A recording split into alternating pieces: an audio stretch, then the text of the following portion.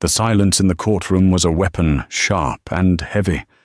On one side sat Nathaniel Sterling, the man who had promised her forever, now a stranger, across a chasm of lies. Beside him, cool and untouchable, was Ava Munro, the woman who had shattered her world. And then there was Sophia, 8 months pregnant, her body a vessel for a new life, her heart a graveyard of broken vows. She had come for justice, for a clean break from the wreckage. But as her voice cracked and her tears fell, she had no idea that the woman on the bench, Judge Evelyn Reed, was about to uncover a truth far more devastating than a simple affair, a secret that would redefine victim and villain and change all of their lives forever. Life for Sophia Rossi had once been a blueprint for happiness, meticulously designed and flawlessly executed. She and Nathaniel Sterling were the golden couple of their affluent San Francisco circle, their home a stunning Pacific Heights Victorian that Sophia herself had helped redesign was a testament to their shared taste and success. Its wide bay windows overlooked the sparkling azure of the bay, a constant calming presence that mirrored the early years of their marriage. Sophia, a gifted architect with a promising career, had willingly set aside her own ambitions to support Nate's meteoric rise in the competitive world of finance. He was brilliant, charismatic, and devoted, or so she had believed. Their life was a symphony of shared dreams, late-night conversations over glasses of Cabernet, spontaneous weekend trips to Napa, and the quiet, profound joy of planning for their first child. The nursery was almost complete. Painted in a soft, gender-neutral shade of sage green, it was filled with the tangible evidence of their love. A hand-carved wooden mobile of celestial bodies hung over a sleek, modern crib. Tiny clothes, folded with reverent care, filled the drawers of a restored antique dresser. Every evening, Nate would come home, kiss her soundly, and then press his hand against the swell of her belly. His voice, a low murmur against her skin as he spoke to their unborn child. These were the moments Sophia held on to the foundation upon which she had built her entire world. It was a foundation of trust, of unwavering belief in the man she loved. The first crack appeared as a hairline fracture, almost imperceptible. It was a credit card statement left carelessly on Nate's desk. Tucked between charges for business lunches and client dinners was one from a boutique hotel in Carmel by the Sea, a place they had once called their romantic getaway. The charge was for a 2-night stay on a weekend Nate had supposedly spent at a mandatory finance conference in Chicago. A cold dread, foreign and chilling, seeped into Sophia's bones. She tried to dismiss it, to rationalize it. A mistake, a corporate booking error. Nate had a perfectly logical explanation for everything. But the seed of doubt, once planted, began to sprout insidious roots. She noticed other things. The way Nate now guarded his phone, angling it away from her when a text came through. The late nights at the office that became more frequent, his excuses layered with industry jargon she didn't quite understand. He would come home smelling faintly of a perfume that wasn't hers, a subtle floral scent that clung to the fibers of his expensive suits. When she'd gently question him, he would master the art of loving gaslighting. "Sophia, darling, you're being overly sensitive. It's the pregnancy hormones," he'd say, stroking her hair. "You know my work is my priority right now for us. For the baby." He made her feel irrational, her intuition a symptom of a condition rather than a valid alarm bell. The facade of their perfect life finally crumbled on a Tuesday afternoon. Driven by a gnawing suspicion she could no longer ignore, Sophia had hired a private investigator, an act that felt like a betrayal in itself. The manila envelope, arrived via courier, cold and impersonal. Her hands trembled so violently she could barely tear it open. Inside were photographs, glossy, irrefutable, and utterly devastating. There was Nate, her Nate, his arm wrapped possessively around a stunningly beautiful woman with raven black hair and a smile that seemed both confident and predatory. They were laughing as they exited a Michelin-starred restaurant. They were kissing deeply and passionately under the warm glow of a street lamp.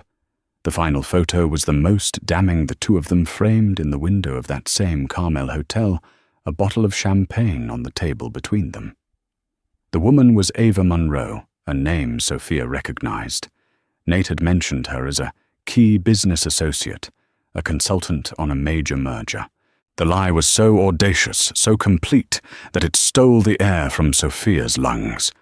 The pain was a physical entity, a white-hot poker searing through her chest. It wasn't just the betrayal of his body, but the betrayal of their shared reality. The last 6 months of her life, the happiest months as she anticipated their child, had been an elaborate fiction. Every tender touch, every whispered promise had been a lie. The nursery, once a sanctuary of hope, now felt like a mausoleum for a future that would never be. That night when Nate came home, humming a cheerful tune and carrying a bouquet of her favorite peonies, she confronted him. She laid the photographs on their polished marble kitchen island, a mosaic of their shattered life. The color drained from his face, his charming smile dissolving into a mask of shock, then anger, and finally a chillingly cold resignation. He didn't deny it. He didn't apologize. He simply stated, "It's complicated, Sophia." Complicated. That one word told her everything she needed to know. Her love wasn't enough. Their marriage wasn't enough. Their unborn child wasn't enough. In that moment, Sophia Rossi, the architect of her own perfect life, saw it all condemned. She packed a single bag, walked out of the Victorian house overlooking the bay, and filed for divorce the very next morning. The battle would not be for his love, which she now saw as worthless, but for her future and the future of her child. The Superior Court of California in San Francisco was an imposing building of granite and marble, its halls echoing with the hushed, anxious whispers of lives being dissected and rearranged by law.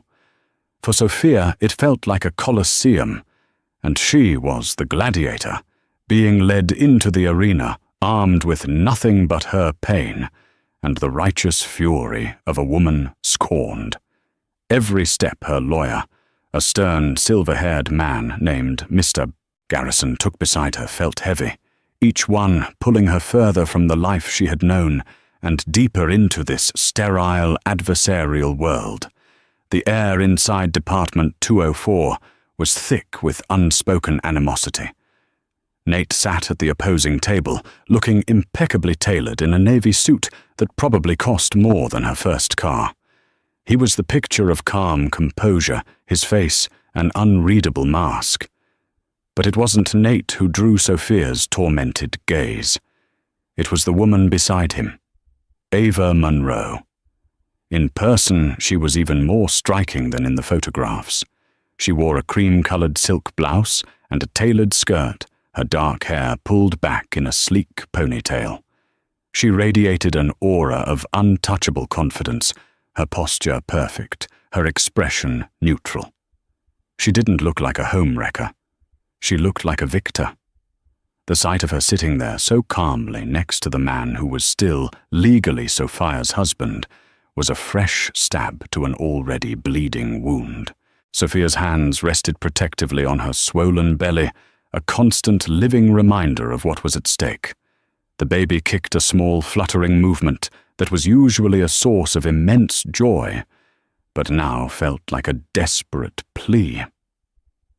"Mrs. Sterling, Mr. Garrison," began his voice, a low, steadying baritone, as he addressed her, though his words were for the record. "Can you confirm for the court that your husband, Mr. Nathaniel Sterling, gave you no indication of his long-standing affair with Miss Ava Monroe. Sophia swallowed her throat dry. She looked towards the bench at the woman who held their futures in her hands. Judge Evelyn Reed was in her late 50s, with intelligent eyes that seemed to miss nothing. Her reputation preceded her. She was sharp, fair, but with zero tolerance for duplicity. No, Sophia's voice was barely a whisper. She cleared her throat and tried again, forcing strength into her words. No. He told me she was a business associate. He lied to me every single day for over a year. Nate's lawyer, a slick, expensive-looking man named Peterson, objected. Objection, Your Honor. The witness is speculating on my client's intent. Sustained, Judge Reed said, her gaze fixed on Sophia. Stick to the facts, Mrs. Sterling. The facts were brutal. Mr. Garrison began to lay them out, presenting bank statements and credit card bills. A charge for $15,000 at a jewelry store for a diamond necklace Sophia had never seen. First-class plane tickets for 2 to Paris, a trip Nate had claimed was a solo business venture. The down payment on a luxury condominium in Soma, leased in Ava Monroe's name, but funded directly from an account controlled by Nate. With each new piece of evidence, Sophia felt a piece of herself crumble. The man she was seeing on paper, profligate, deceitful, callous, was a stranger. Yet he wore her husband's face. Across the room, Nate didn't flinch. He conferred quietly with his lawyer, his expression one of mild annoyance, as if this were all just a tedious business negotiation.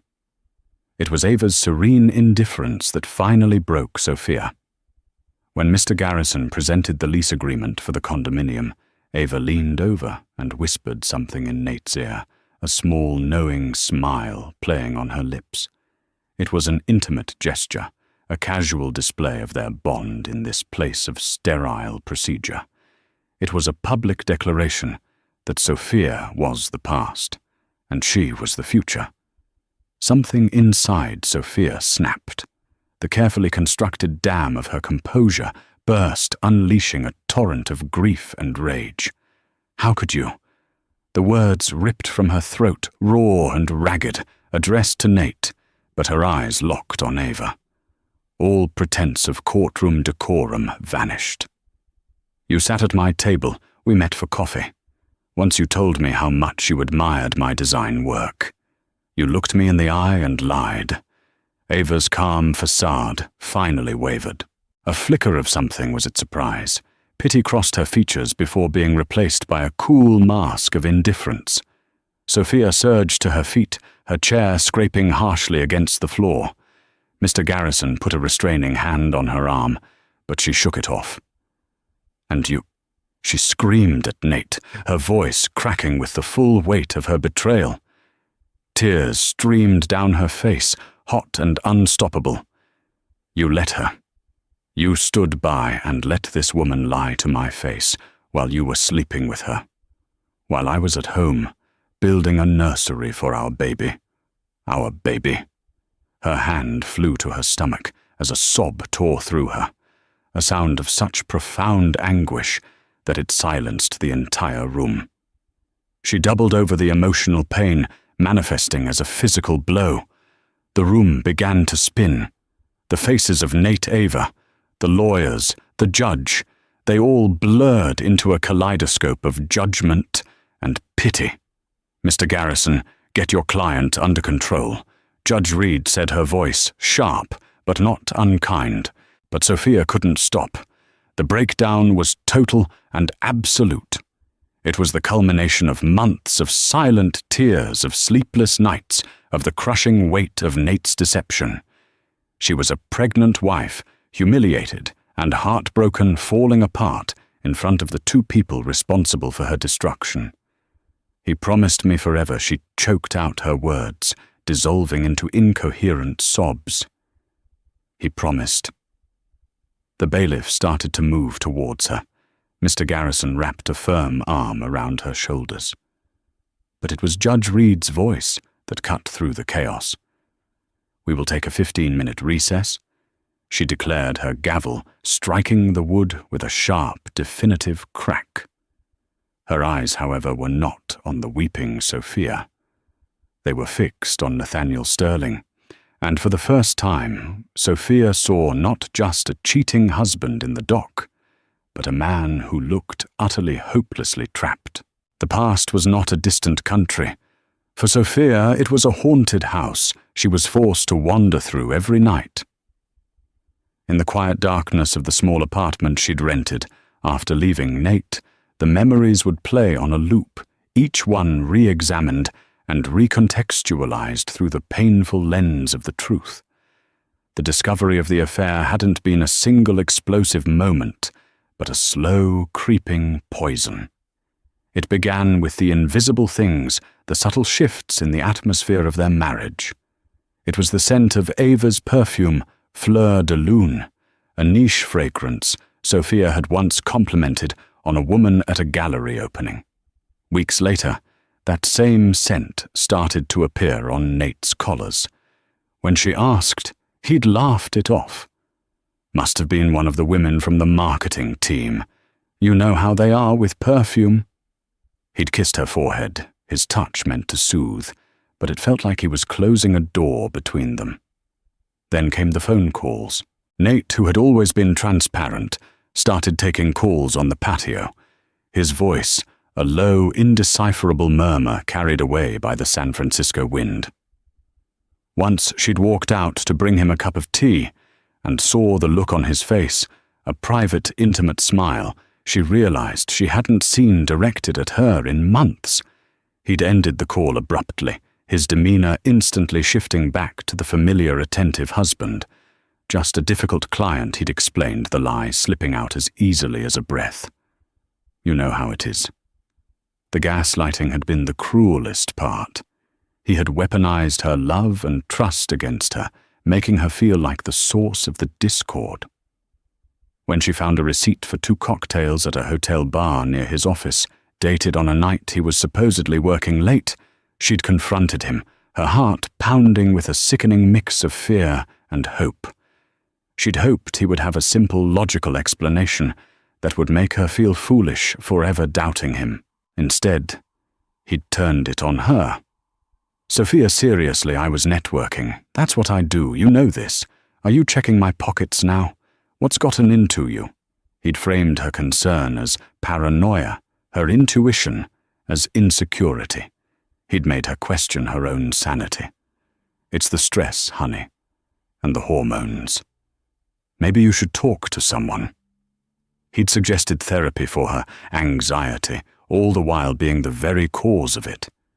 And because she loved him, because she wanted to believe in the life they had built, she had allowed herself to be convinced. She had apologized to him for her lack of trust. The first time she met Ava Monroe was at a corporate charity gala. Nate had introduced them, his hand resting casually on the small of Sophia's back.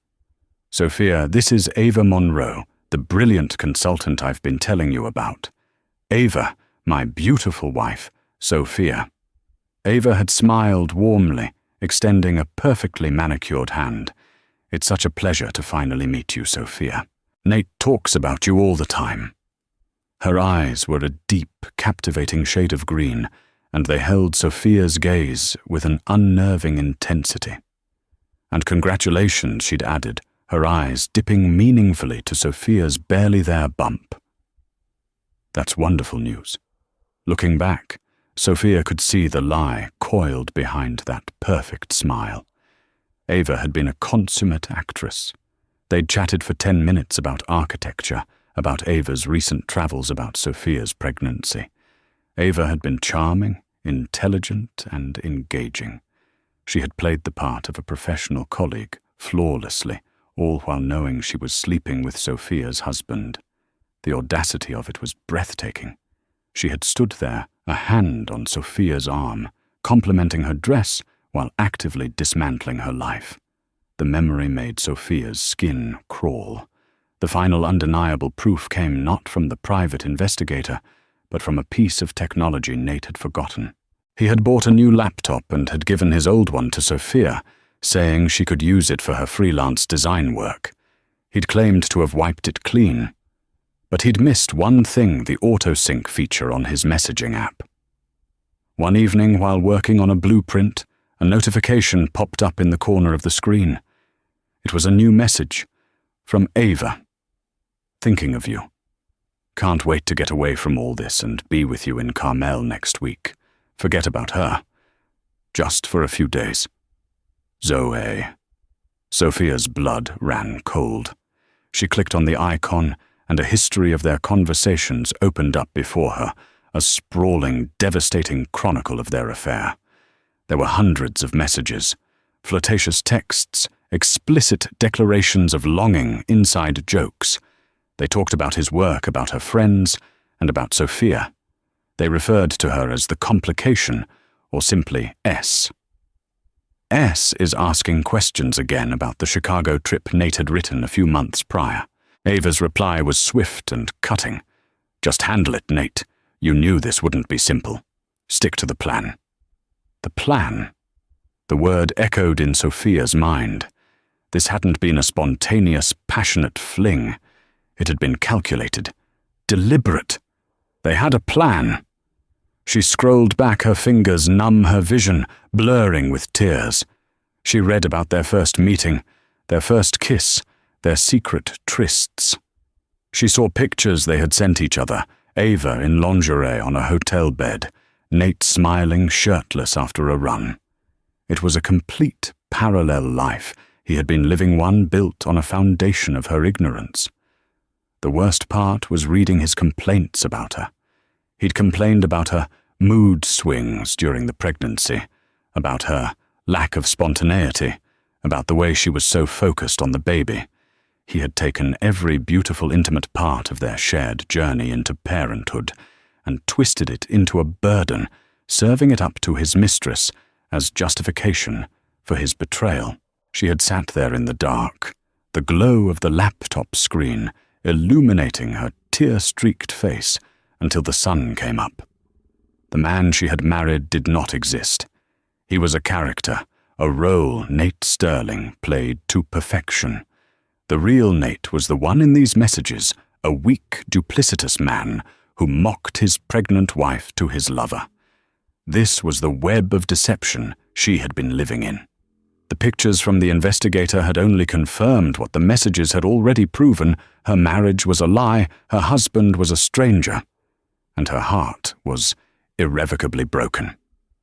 Back in the courtroom, the air was still charged with the aftermath of Sophia's outburst. The 15-minute recess had done little to dispel the tension.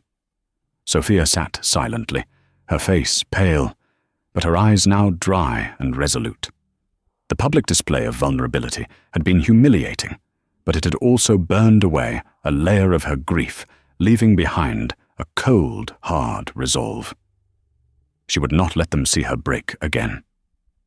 Mr. Garrison, sensing her shift in demeanor, moved the proceedings away from the emotional and onto the clinical, the division of assets. This was where Nate's team expected to dominate. His lawyer Peterson argued that the bulk of their wealth was tied to Nate's family trust, and his performance bonuses assets, he claimed, were separate from the marital property. Your Honor, Peterson argued, his voice smooth and confident, Mr. Sterling has been the sole financial provider for the duration of the marriage. Mrs. Sterling, while a talented architect, willingly chose to step back from her career 2 years ago. We are proposing a settlement that is more than generous under the circumstances, Mr. Garrison countered forcefully. Generous Mr. Sterling spent more on lavish gifts and private getaways with his mistress in the last year than he is offering his pregnant wife for her entire future. He systematically depleted marital assets to fund his infidelity. He projected Nate's financial records onto the large screen for the court to see. The numbers were stark. Hundreds of thousands of dollars funneled into what looked like a black hole of personal indulgence. There were the obvious expenses, the jewelry, the trips, the Soma condo. But there were also dozens of large, untraceable cash withdrawals and wire transfers to vaguely named holding companies. "Mr. Sterling," Mr. Garrison said, turning to face him, "can you explain these transfers to Monroe Holdings, LLC, a company we have discovered for which Ms. Ava Monroe is the sole signatory?" Nate shifted in his seat, conferring with his lawyer. Peterson stood up. "Those were legitimate business expenses, Your Honor. Ms. Monroe was a consultant on the Apex merger. These payments were for her professional services as stipulated in her contract. A contract for over $750,000 for 6 months of work." Mr. Garrison scoffed. "That seems an exorbitant fee for a consultant even by Wall Street standards, especially when there are no invoices, no detailed reports of the services rendered." It was at this point that Judge Evelyn Reed leaned forward, her fingers steepled under her chin. She had been observing the proceedings with an almost unnerving stillness, her sharp eyes moving from the financial statements on the screen to Nate's face, then to Ava's. Most judges would have let the lawyers battle it out, but Judge Reed saw something that piqued her judicial curiosity, a thread that didn't quite fit the tapestry of a standard, albeit messy, divorce. "Mr. Peterson," the judge interjected her voice, cutting through the lawyers back and forth. "Your client's explanation is thin. The court is interested in the regularity of these payments to Monroe Holdings." She pointed a pen at the screen. "Look here. $50,000 wired on the 1st of every month, for 6 straight months. Then a final balloon payment of $450,000. It doesn't look like payment for services rendered. It looks like an installment plan. It looks like a payoff." A nervous silence fell over the room. Nate's carefully maintained composure finally cracked. A muscle in his jaw twitched. Ava Monroe, for her part, remained unnervingly still, her eyes fixed on the judge. Judge Reed wasn't finished. She tapped a few keys on her own monitor. "I took the liberty of looking into Monroe Holdings, LLC during the recess. It was formed exactly 1 week before the first payment was made. Its registered agent is a law firm known for creating anonymous shell corporations." Her eyes narrowed as she looked directly at Nate. "And then there's this Mr. Sterling, the source of these funds. They didn't come from your salary account or your marital joint account. They came from an offshore account in the Cayman Islands, an account you failed to disclose in your preliminary declaration of assets." The air was sucked out of the room. Failing to disclose assets was a serious offense in a divorce case bordering on perjury. Mr. Garrison looked stunned, then triumphant. Peterson's face went ashen. Sophia stared at Nate, bewildered. An offshore account, payoffs. This was more than just a sordid affair. This was something else entirely, something darker and more complex. Mr. Sterling, Judge Reed continued, her voice dangerously quiet. "This court has a very low tolerance for financial misconduct. An affair is a personal failing. Hiding assets and engaging in questionable financial transactions of this magnitude, however, is a matter of legal consequence. I am beginning to suspect that what we are dealing with here is far more complicated than simple adultery." She paused, letting the weight of her words settle. Her gaze was intense, analytical, as if she were piecing together a puzzle only she could see. She looked from Nate's panicked face to Ava's stoic one, and then for a long moment, her eyes rested on Sophia. "Before we proceed with the division of assets," Judge Reed announced, her tone leaving no room for argument. "This court is going to get to the bottom of these payments. I want to know exactly what Monroe Holdings, LLC was providing in exchange for $750,000 from an undeclared offshore account. And I want to know now." The thread was pulled. The whole carefully woven fabrication was about to unravel. The courtroom felt like a pressure cooker, the silence simmering with unspoken questions, and palpable fear. Nate Sterling looked like a man on a precipice, his slick, confident demeanor having evaporated, completely replaced by a raw, hunted expression. His lawyer Peterson was shuffling papers with a frantic energy that betrayed his own shock. He had clearly been kept in the dark about the offshore account. Sophia watched them, a strange sense of detachment washing over her. She had walked in here expecting a fight over money and custody. She was now a spectator at the demolition of a life built on secrets far deeper than she had ever imagined. Judge Reed was in complete command. She was no longer just a referee between two warring parties. She had become an inquisitor. Mr. Sterling, she began, her voice cold and precise as a surgeon's scalpel. I am ordering you to explain the nature of your payments to Monroe Holdings, LLC. And I will remind you that you are under oath. Peterson shot to his feet. Your Honor, I must advise my client to plead the Fifth Amendment. Any testimony could potentially incriminate him in matters outside the scope of this family court proceeding. A convenient, if transparent tactic, Mr. Peterson, Judge Reed, retorted, her eyes not leaving Nate, but his silence will speak volumes when it comes to the court's judgment on his credibility and financial transparency in this divorce. The court can and will draw an adverse inference. She let the threat hang in the air. However, she added a new steely edge to her voice. It may not be necessary for Mr. Sterling to incriminate himself, because this court has done its own due diligence. The judge gestured to the court clerk.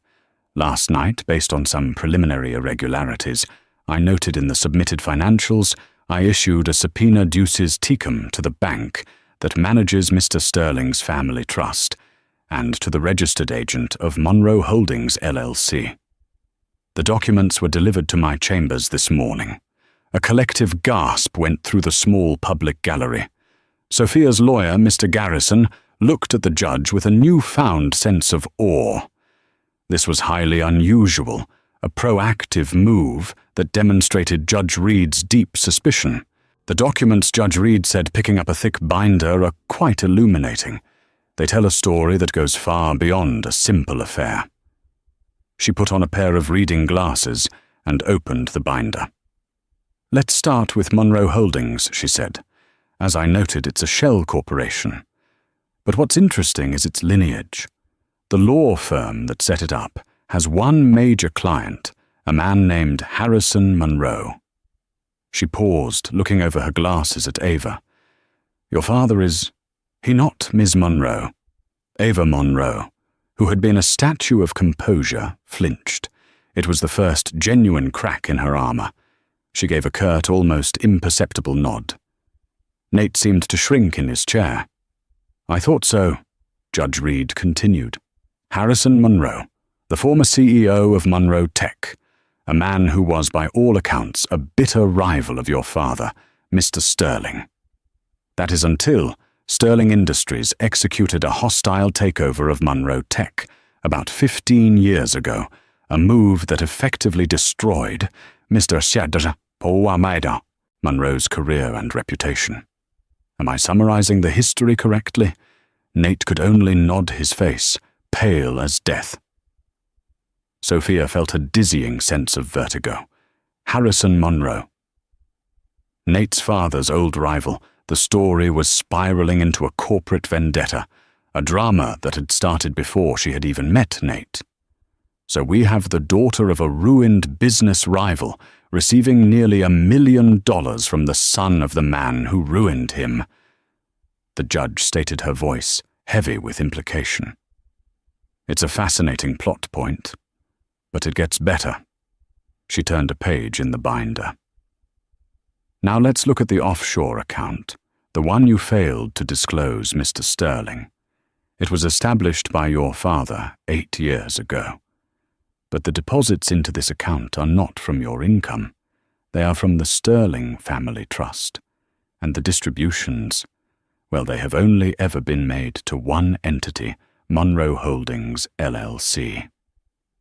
Judge Reed took off her glasses and stared directly at Nathaniel Sterling. Her next words dropped like a bomb into the silent courtroom. "This isn't the financial footprint of an affair, Mr. Sterling. This is the financial footprint of blackmail." The word hung in the air, electric and horrifying. Blackmail. Sophia's mind reeled. The expensive gifts, the condo, the trips were, they not tokens of affection for a mistress, but payments to an extortionist. "Your Honor, this is outrageous speculation," Peterson sputtered, but his protest lacked any conviction. "Is it Mr. Peterson?" Judge Reed fired back. "Let me present my theory to the court, a theory based on the evidence before me. I believe Miss Monroe, at the behest of her father, deliberately targeted Mr. Sterling. She initiated a relationship and affair for the sole purpose of creating a compromising situation. Once the trap was set, Harrison Monroe, acting through his daughter and their shell corporation, began to extort money from the Sterling family, threatening to reveal the affair and cause a public scandal that would not only destroy Mr. Sterling's marriage, but could also damage the stock price and reputation of Sterling Industries. The payments weren't for love, Mr. Sterling. They were for silence." The judge turned her piercing gaze to Ava. "Is this not the truth, Miss Monroe? You weren't Mr. Sterling's mistress. You were his handler. A honey trap, I believe, is the common term." Ava Monroe said nothing, but a single tear escaped her eye and traced a silent path down her cheek.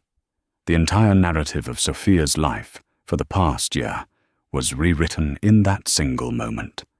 The betrayal was still real, the pain was still sharp, but the context, the motive, the very nature of the crime committed against her marriage had been violently, irrevocably changed. She looked at her husband not as a callous adulterer, but as a victim of a different, more sinister kind of plot. And for the first time, she saw the terror that had been living behind his eyes all along. The judge's bombshell had shattered the foundation of the case, leaving everyone in the courtroom struggling to find their footing on the new treacherous ground. The silence that followed was broken by a choked sound from Nathaniel Sterling. It wasn't a word, but a sound of pure, unadulterated defeat. All the fight had gone out of him, his body slumping in his chair, as if the strings holding him upright had been cut. Nate Sophia whispered his name, the sound foreign on her tongue. It wasn't a question of anger, but of stunned disbelief.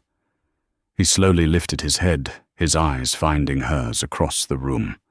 They were filled with a profound shame and a desperate, pleading anguish she had never seen before. It was the look of a man who had been carrying an impossible burden alone for far too long. "Your Honor." Nate's voice was hoarse, stripped of all its former confidence. "She's right. All of it. It's true." His lawyer Peterson tried to stop him, placing a hand on his arm, but Nate shook it off. The dam had broken. The truth, held back for over a year by fear and pride, came rushing out.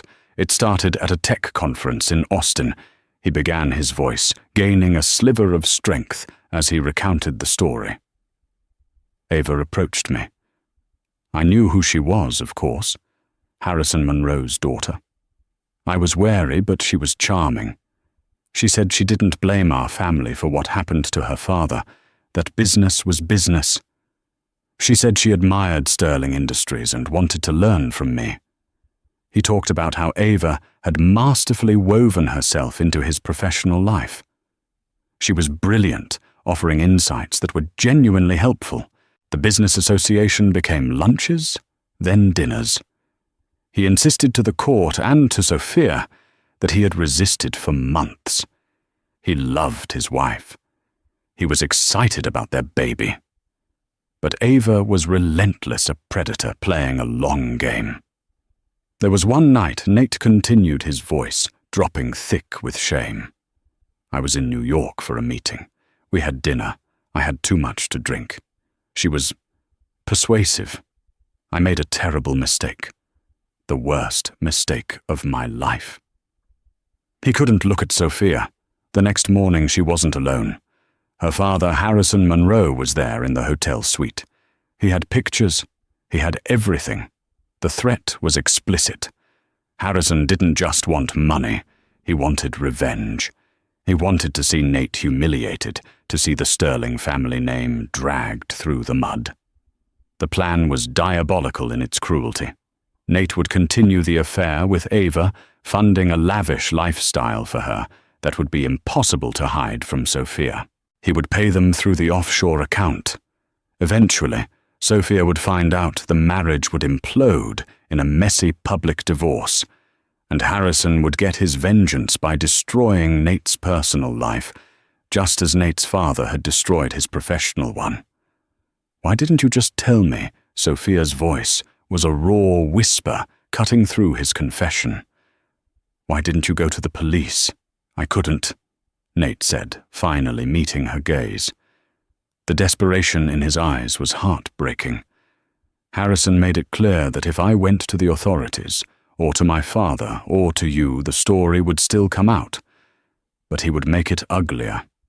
He threatened to invent stories to leak fabricated documents to the press, suggesting I was using company funds to create a scandal so big it would trigger a shareholder revolt. And he threatened you, Sophia. His voice broke. He knew you were pregnant. He said the stress of a scandal like that. It could be dangerous for you and the baby. He said he would make our lives a living hell. I was a coward. I thought I could handle it. I thought I could pay them off, keep the whole thing contained, and protect you from the ugliness of it. I was so stupid. I just wanted to keep you safe. The puzzle pieces clicked into place for Sophia. The gaslighting, the lies, they weren't the actions of a man who had fallen out of love. They were the desperate machinations of a man in a cage, trying to manage an impossible situation. He had been cruel, yes, but his cruelty had been born of terror, not malice. Then a new voice, quiet and trembling, joined the fray. "He's telling the truth." All eyes turned to Ava Monroe. She stood up, her face streaked with tears, the mask of indifference completely gone, revealing a young woman who looked as much a victim as anyone else in the room. "My father is a monster," she said, her voice shaking. "He has controlled my entire life. After my mother died, it got worse. He blamed the Sterlings for everything, for his lost fortune, for her illness. His hatred became an obsession. He planned this for years. He forced me to do it. He told me it was the only way to earn back his love, to restore our family's honor." She looked at Nate. I didn't want to do any of it. I hated every minute of it. Then she turned to Sophia, her eyes filled with a deep, profound remorse. "And I am so sorry. You were the one person in all of this who was truly innocent. He talked about you all the time. How much he loved you. How excited he was for the baby. It made what I was doing 1,000 times worse. I am so sorry for the pain I caused you." The courtroom, a place of legal argument and cold facts, was now saturated with the raw emotion of shattered lives and devastating truths. The lines between villain and victim had been completely erased. There was no cheating husband, only a man ensnared in a web of revenge. There was no callous mistress, only a daughter manipulated into being a pawn in her father's cruel game. And there was Sophia, the wronged wife, whose entire reality had been a carefully constructed lie designed to break her, but who was now faced with a truth more complex and heartbreaking than she could ever have comprehended. The gavel's echo in the courtroom was not an ending, but the deafening sound of a starter pistol. The race that followed was a chaotic sprint into a new, terrifying reality. Judge Reed, true to her formidable reputation, moved with swift and decisive force. The divorce proceedings were officially suspended, frozen in amber, until the conclusion of a far more serious legal battle. Her call to the district attorney's office had detonated a bomb in the city's elite circles. Harrison Monroe, the vengeful patriarch, was arrested before the evening news cycle began. His face a mask of indignant fury as he was led away in handcuffs. Ava Monroe, looking small and fragile, was whisked away by federal agents, her role shifting from antagonist to the government's star witness. The Sterling Monroe scandal became an insatiable media obsession, a juicy saga of corporate titans' family revenge, and a honey trap scheme that read like a blockbuster thriller. For Sophia, the world beyond her front door became hostile territory. She was the story's tragic heroine, a label she despised. Reporters with telephoto lenses became gargoyles perched on the building opposite her apartment. Tabloid headlines screamed in bold fonts. Pregnant wife's courtroom collapse exposes billionaire blackmail plot. Her pain was no longer her own. It was public property, consumed with breakfast coffee by millions of strangers who felt they knew her. Every sympathetic glance from a stranger in the grocery store felt like an intrusion, a reminder of her humiliation. This external chaos was a pale reflection of the storm raging within her. The truth had not set her free. It had simply imprisoned her in a more complex and agonizing cage. One moment she would be consumed by a white-hot rage at Nate. He had stood by and watched her question her own sanity. He had held her at night while she cried over his supposed stress at work, knowing the entire time that he was being controlled by the very woman she suspected. He had treated her like a child, a fragile doll, to be protected, rather than a partner, strong enough to face a threat alongside him. His protection had been a profound betrayal of its own, a vote of no confidence in her strength and their partnership. How dare he decide what she could and couldn't handle? The fury would make her hands tremble, a visceral need to scream at him for his weakness for the lies he chose to tell every single day. Then just as quickly the anger would recede, leaving behind a hollow ache of pity.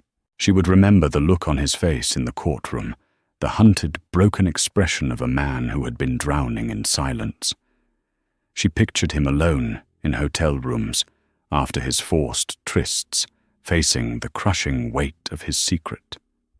She imagined the terror he must have felt, trapped between a vicious extortionist and the family he was desperate not to disappoint. This Nate, the terrified, isolated man, was also real. And this duality was tearing her apart. The man who had hurt her so deeply was also a victim. How could she reconcile the two? Nate, barred from seeing her by the advice of both their lawyers, began a campaign of letters. They weren't the desperate, pleading messages she had expected.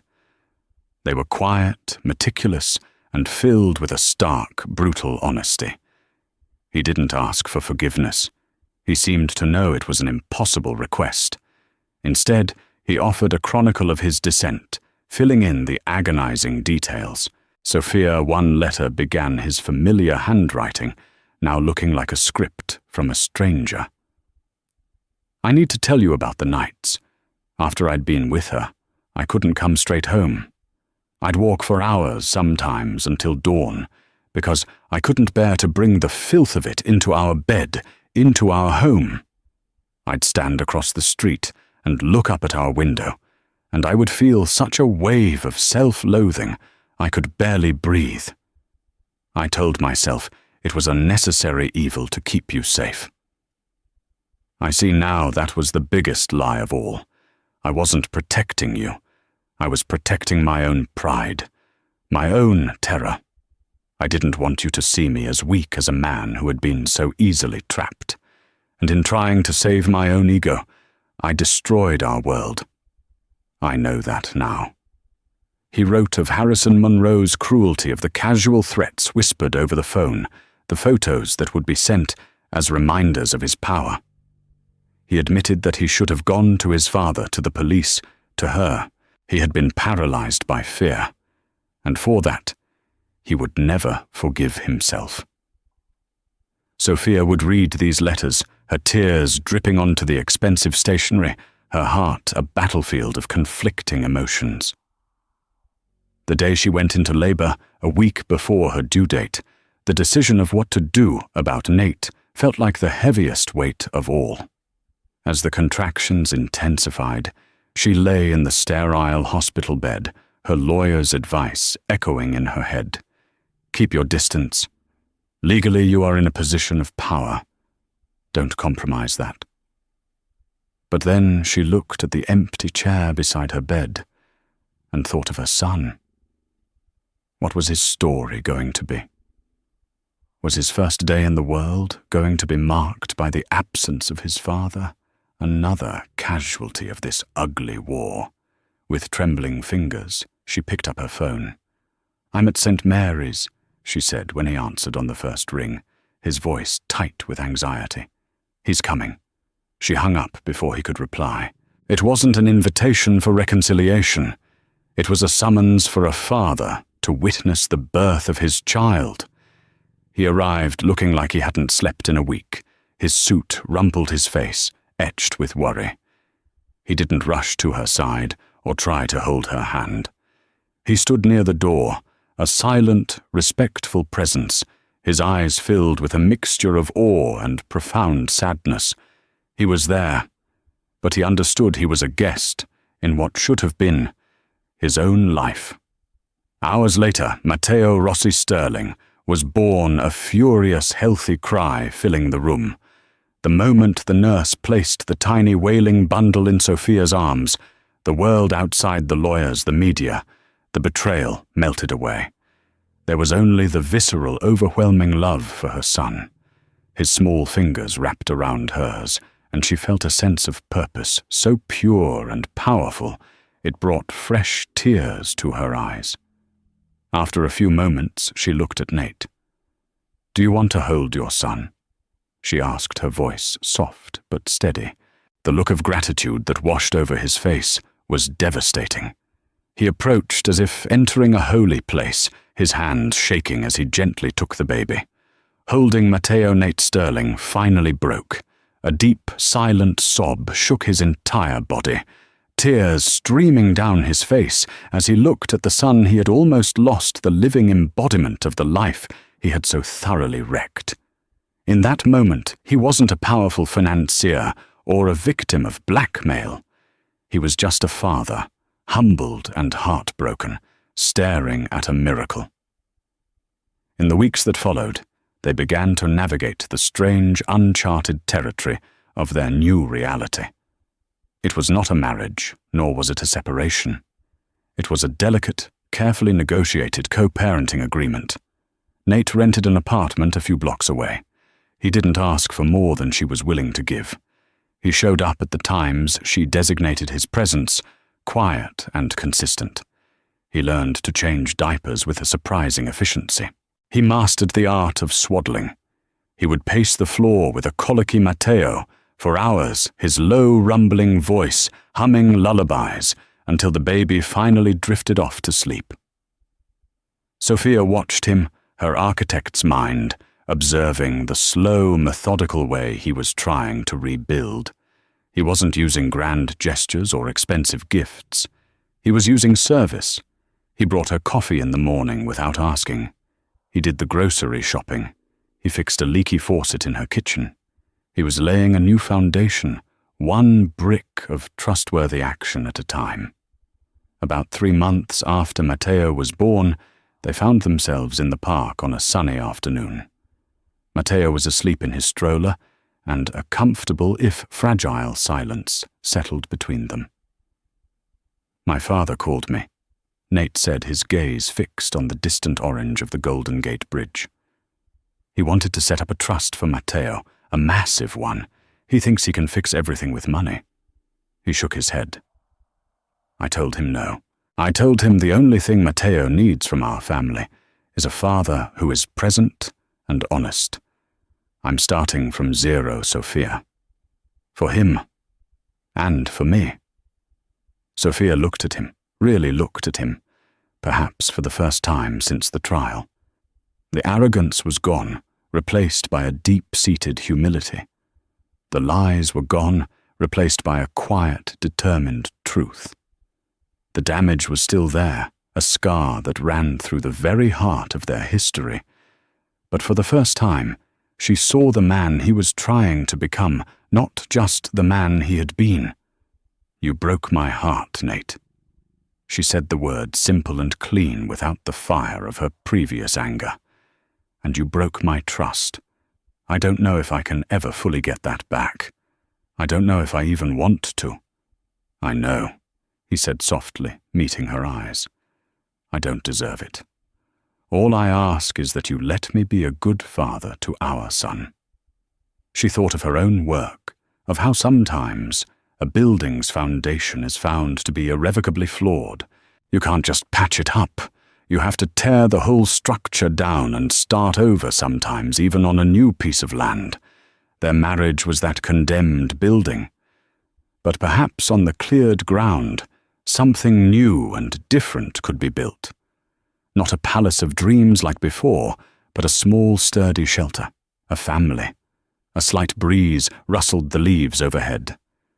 Matteo stirred in his sleep, a soft, contented sigh.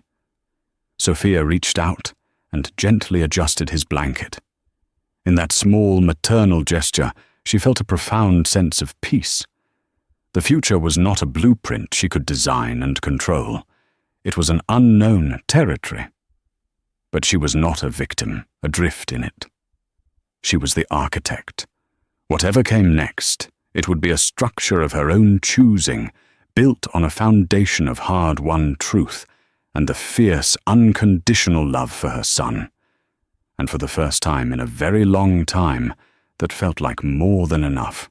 Sophia's journey through the depths of betrayal and the shocking maze of truth reveals that the heart's deepest wounds are often inflicted by secrets, not just actions. The story of Nate, Sophia, and Ava is a testament to the fact that things are rarely as they seem, and forgiveness is a far more complicated path than revenge. What would you have done in Sophia's position? Could you forgive a betrayal born from a desperate attempt at protection? Share your thoughts in the comments below. If this story of twisted love, dark secrets, and ultimate redemption moved you, please give this video a thumbs up, share it with someone who loves a powerful story, and don't forget to subscribe to our channel for more real-life dramas that will keep you on the edge of your seat. Thank you for listening.